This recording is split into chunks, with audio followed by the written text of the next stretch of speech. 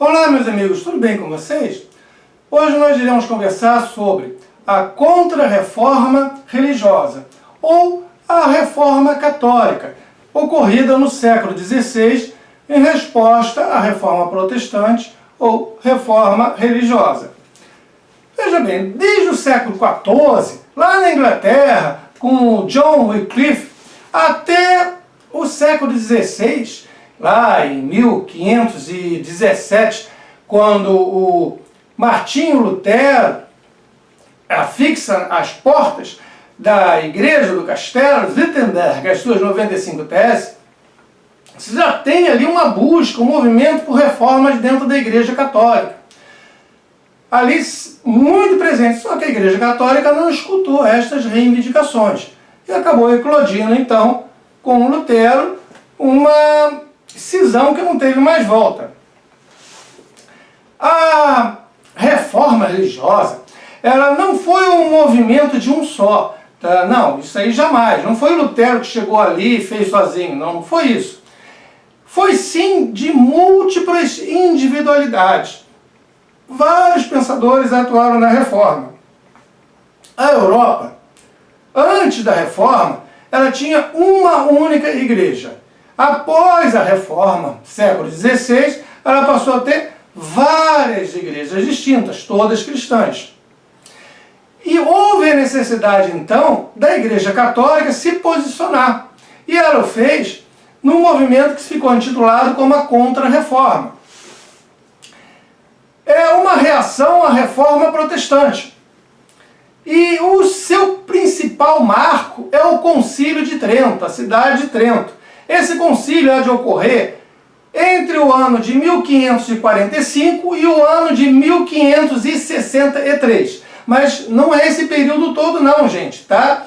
Ele para, é interrompido, depois volta. Ele foi convocado pelo Papa Paulo III e foi presidido por 3 papas. O próprio que o convocou, que é o Paulo III, o Júlio III e o Pio IV. O concílio ocorreu em 3 períodos distintos, em 3 fases. A primeira foi de 1545 a 1547. Aí houve uma parada, todo mundo foi para casa. Depois ele voltou a se reunir no ano de 1551 até o ano de 1552. Nova parada, esta mais demorada. E somente em 1562 que ele volta novamente a se reunir e aí vai até 1563. São as 3 fases do Concílio de Trento. Muita coisa foi decidida ali. Eu vou explicar agora para vocês uma a uma. Mas antes, tá? Deixa o teu comentário nesse vídeo. Eu quero saber a tua opinião. E se você entende que o canal é importante para você, se inscreve no canal. Bem, vamos lá explicar essas decisões que foram tomadas pela Igreja Católica Apostólica Romana para se contrapor à Reforma Protestante.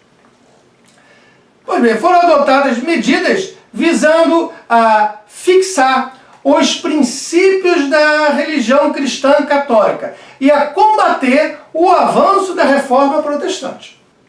Como a proibição de venda de indulgências. Lembra, o Lutero, as suas 95 teses, colocadas lá na porta da igreja de Wittenberg, no dia 31 de outubro de 1507, são todas contra a venda de indulgências. O que é isso? É você comprar o seu cantinho lá no paraíso, gente. Em vez de você passar alguns anos no purgatório, você dá uma esmolinha ali, você dá um dinheirinho, você compra um papel autorizado pelo Papa, dizendo que você vai ficar menos tantos anos no purgatório. E dependendo de quanto você paga, você vai direto para o paraíso, vai direto para o céu.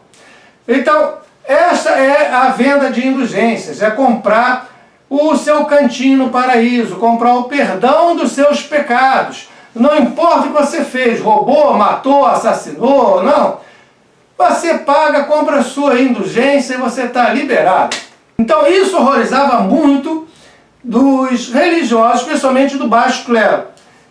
E nesse concílio foi proibida então a venda de indulgências. Não que considerasse a venda errada, não. A igreja tinha realmente o poder para conceder as indulgências. Tá? Em momento algum o concílio admitiu que a igreja não tivesse esse poder. Simplesmente agora proibiu que fosse feito. Não há uma retratação não, tá, gente?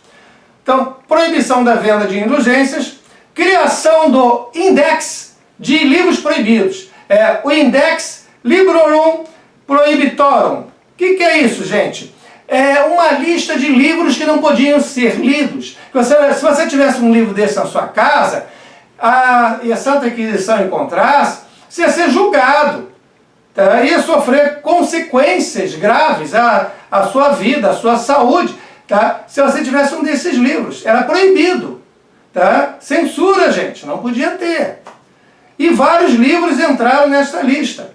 Inclusive do Erasmo de Rotterdam, o Elogio da Loucura, que foi até lido por papas anteriores, era bem quisto dentro da Igreja Católica, mas nesse momento o Erasmo já havia falecido, o livro dele, Elogio da Loucura, entrou nessa lista também, junto com muitos outros. Então, livros que você não podia ler nem poderiam circular, deveriam ser queimados. O objetivo era proibir a circulação e a leitura de determinados livros que pudessem ser contrários à Igreja Católica. Afirmar a infalibilidade do Papa. O que o Papa fala em termos religiosos é a verdade mais pura. O Papa não erra. Os ensinamentos válidos da Igreja constam da Bíblia, como quer os protestantes, mas constam também da tradição da Igreja Católica, o que os protestantes não aceitam. É confirmado o livre-arbítrio diante do pecado original, é reforçado a importância e a manutenção dos 7 sacramentos, porque a Igreja Católica tem 7, mas os protestantes só aceitam 2 sacramentos, só 2, tá? Afirma que as orações podem ajudar na salvação e também no tempo de permanência no purgatório. E aí vai, é claro, tá? Afirma a existência do purgatório. Porque o purgatório não consta da Bíblia. Então, as igrejas reformadas creem que o purgatório não exista. Tá? E aqui a Igreja Católica reafirma, não, o purgatório existe sim. O Papa, tá? E a Igreja tem o poder de perdoar. Veja, então a indulgência tem valor.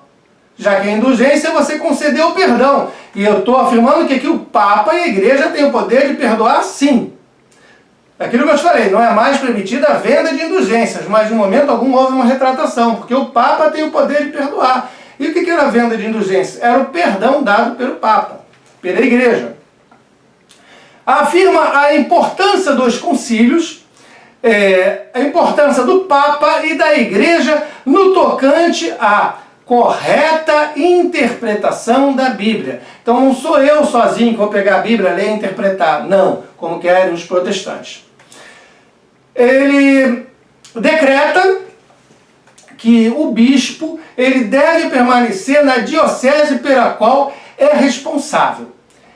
E que não pode ser responsável por mais de uma diocese, que é uma coisa muito comum. Você era bispo e você estava numa outra região completamente diferente. E como a questão toda era dinheiro e poder, você acabava bispo de mais de uma diocese, que você comprava, pagava e comprava. Tá? Então eu sou bispo dessa e daquela. Tá? Não, agora você é bispo de uma diocese só e você deve residir na diocese da qual você é o bispo. Afirma a ocorrência da transubstanciação durante a Eucaristia. Ou seja, que naquele momento da Eucaristia, da comunhão, o pão e o vinho é transformado no corpo e no sangue de Jesus Cristo. É uma transformação ali, um milagre ocorre naquele momento. Afirma também o celibato, ou seja, os religiosos não podem casar, ter mulher, ter filhos, ter família. Afirma a veneração dos santos e da Virgem Maria. Sim, está corretíssimo você venerar os santos, está corretíssimo você venerar a Virgem Maria. Eles podem interceder por você diante de Deus. aprova o Estatuto da Companhia de Jesus. Ela já tinha sido criada, mas o Estatuto foi aprovado no Concílio de Trento. Também o Concílio de Trento há de afirmar a tradução oficial da Bíblia como sendo aquela feita por Jerônimo para o latim, do grego para o latim, no caso do Novo Testamento, não? E do hebraico para o latim, no caso do Antigo Testamento, entre lá o século 4 e 5 depois de Cristo. E, claro, há de manter o latim, tá, na missa, tá, e na Bíblia. Tá? A missa é rezada em latim e a Bíblia é escrita em latim. Não, nada de traduzir a Bíblia para o idioma da sua região, seja o francês, o inglês, o alemão, não. Isso aí não é permitido. Tá? A Bíblia é escrita em latim. Inclusive, isso chateou muito o Erasmo de Roterdã, porque, veja, o Erasmo de Roterdã ele fez uma tradução do grego para o latim do Novo Testamento muito boa, que ele esperava fosse a oficial, tá? A melhor tradução. E, no entanto, com o Concílio de Trento se reafirmou a tradução do Jerônimo, lá do 4º ou 5º século depois de Cristo, e não a do Erasmo de Roterdã, uma tradução ali do século XVI. O concílio também tratou de organizar e disciplinar o clero. Ele cria seminários para a formação de padres. Agora, porque antes havia padres que não tinham formação alguma, formação zero, era uma crítica inclusive das igrejas reformadas. Os padres nada sabiam. Agora você vai ter uma formação direcionada para esses padres por meio de seminários. Ele há de estipular também uma idade mínima para ser padre, no caso 25 anos de idade, e para ser bispo, 30 anos de idade. Afirma que o Papa é o pastor universal de toda a igreja. E esta afirmação há de fortalecer a hierarquia da igreja, porque está lá, quem manda mais é o Papa, é o pastor universal, tá? E depois você vem os arcebispos, os bispos, etc. Né? E há a criação de um novo catecismo para o ensino da fé cristã. Veja, não só nós vamos ter agora uma formação por meio de seminários para os religiosos, para os padres, como vamos ter também um catecismo para ajudar o ensino da religião para as diversas pessoas. Um catecismo novo, tá? Reforçando, tá, os dogmas católicos. E ainda outras medidas que foram tomadas no Concílio de Trento. Olha, em 1534 foi fundada a Companhia de Jesus, também conhecida como os Jesuítas, ou também como os Soldados de Cristo, por Inácio de Loyola. O estatuto dela foi aprovado no Concílio de Trento, mas ela já havia sido fundada no ano de 1534 e foi responsável por divulgar a Igreja Católica por todo o mundo então conhecido. Tá? Até no Oriente eles estiveram, mas em particular tiveram um trabalho muito intenso na América, a recém-descoberta América. Aqui no Brasil mesmo nós temos a presença dos jesuítas, foi muito importante na catequização dos indígenas. Outro ponto importante foi não a criação, mas a reativação da Santa Inquisição. A Santa Inquisição tinha sido muito forte em torno do século XII, mas estava ali meio parada. E o Concílio de Trento reforçou, entendeu, a Santa Inquisição. Se bem que essa teve uma atuação maior nos países mais fortemente católicos. Então a gente pode dizer que a maioria das torturas, perseguições, fogueiras, a presença realmente da Santa Inquisição, ela se deu em 3 regiões. Em Portugal, na Espanha e na Itália. Os reis de Portugal e Espanha eram reis católicos. Então a Santa Inquisição teve uma força muito grande. E na Itália, em particular, na cidade de Roma. Porque a Itália era muito descentralizada. Então variava de cidade para cidade o seu governante, como atuava isso, apesar de ser a Itália católica. Nós temos também uma reafirmação do posicionamento teológico com medidas para validá-los e defendê-los. Aliás, eu diria que Toda a Contra-Reforma, ela se baseia nisso, em reafirmar os posicionamentos teológicos da Igreja Católica. Nós vamos validar esses posicionamentos, nós vamos defender esses posicionamentos. E destacando aqui que as decisões elas foram tomadas para reforçar tanto a disciplina como também a doutrina católica apostólica romana. Tá? Afirmar que a salvação se dá pela fé, perfeito, mas também pelas obras, o que os reformados negavam. As medidas adotadas pela Igreja para se contrapor à reforma religiosa não foram no sentido de uma mudança ou do reconhecimento das reivindicações propostas pela reforma. Não, em hipótese alguma, não foi nesse sentido. Tá? Não foi o meia-culpa.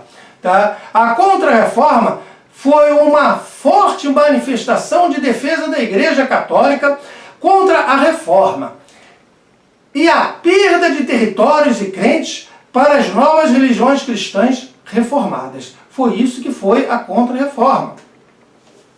A ênfase, como eu falei ainda há pouco, se deu na disciplina e na doutrina da Igreja, cujo objetivo de você reforçar a disciplina e a doutrina, o objetivo era moralizar, era que ocorresse uma mudança de hábitos contrários à prática cristã primitiva. Porque, veja bem, esses hábitos contrários à prática cristã primitiva, eles eram percebidos pelos reformadores como vinculados à corrupção por parte do clero.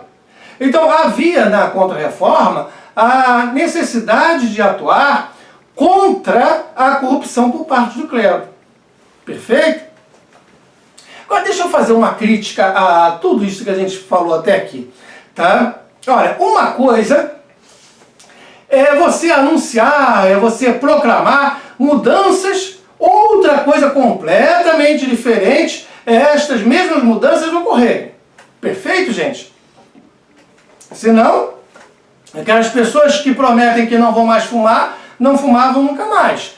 Nunca mais vou botar uma gota de álcool na boca. E no dia seguinte está na calçada toda bêbada. Tá? Não é por aí. As mudanças morais do clero e da hierarquia da igreja não ocorreram de modo imediato. Tá ali, foi promulgado no Concílio de Trento e mudou. Não foi assim não. Tá? Isso leva a gerações, gente. Comportamentos não condizentes com as práticas cristãs primitivas, bem como dignos da acusação de corrupção por parte do clero, tá? Feitas pelas igrejas reformadas, continuaram ocorrendo. Isso aí não mudou não. Tá? Mudanças sociais e comportamentais ocorrem lentamente e por vezes ocupando mais de uma geração. As pessoas não mudam, gente, por um passe de mágica. Isso não existe, tá? Ou por decisões tomadas por um grupo e apresentadas por escrito em um papel timbrado. Não é porque um grupo se reuniu, mesmo que esse grupo seja um concílio, tá? E vai tomar uma decisão, vai botar por escrito, todo mundo vai assinar que essas mudanças vão ocorrer. Não. Você vai encontrar, sim, historiadores, comentadores, que vão dizer que mesmo após todas as medidas que foram tomadas no processo de Contra-Reforma, inclusive pelo Concílio de Trento, o clero e as práticas da igreja não mudaram. E claro, gente, tá, aquelas pessoas já tinham um comportamento. Essa mudança é lenta. Mas a Contra-Reforma, da mesma forma que a Reforma, ela tem um fator muito importante que é o retorno às suas origens, as origens da igreja primitiva, as origens históricas. É você sair de um momento histórico, cultural, onde começava a predominar, a imperar a razão, e voltar ao quê? Ao império da crença. É a crença que há de dominar os povos. E se você tem um pensamento discordante desta crença, vai ser julgado. Se no caso for pela Igreja Católica, você vai ser julgado pela Santa Inquisição, vai ser torturado e pode ser queimado.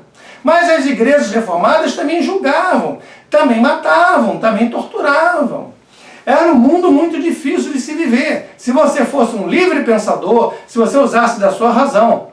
Se você usasse da sua crença, bastava que a sua crença fosse coerente com o seu governante. Sim, porque as pessoas tinham de ter a mesma crença do seu governante, do seu rei. Tá? Se você vivesse em Portugal, você tinha de ser católico apostólico romano. Se você vivesse na Espanha, também. Se você vivesse num país onde predominasse as ideias de Calvino, você teria de ter essas ideias. Ou as ideias de Lutero, ou, no caso da Inglaterra, o anglicanismo. Caso contrário, você seria torturado. Então, até a crença, você tinha de ter a crença correta para a região. Pensar livremente, não. Lembremos do Spinoza, cuja obra só foi publicada, desse grande pensador, o Spinoza, após a morte dele. Ele deixou instruções bem claras. Eu morro, minha obra está prontinha aqui, publique-se. Porque ele não queria ser torturado. Ele não queria morrer numa fogueira, gente. Mas ele era um livre pensador, ele pensava. Então, a reforma primeiro e a contra-reforma foram uma tentativa de retorno às bases primitivas históricas da igreja cristã. E, deste modo, um retorno profundo às crenças contrárias ao uso da razão. Gente, se você está gostando, deixa o teu comentário aqui no vídeo. Quero saber a sua opinião, tá bom? Olha, muito obrigado pela presença até aqui. Valeu, até mais!